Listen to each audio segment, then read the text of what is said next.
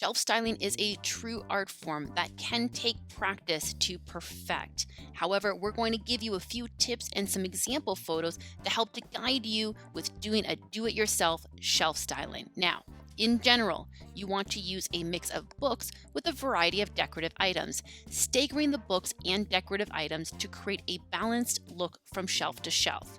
Now, along with decorative items, using baskets, plants, and small artwork pieces are a great way to add dimension and height throughout the shelves and style them. The key is to create a just full enough look without the shelves looking too full.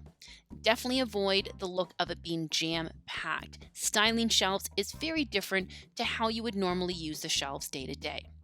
Now, a great approach is to choose books with covers or spines that are more neutral in color, and then sort them by size. If you can't find neutral spined books, you can also opt to turn some of these books backwards so that you actually have the pages showing as opposed to the spine.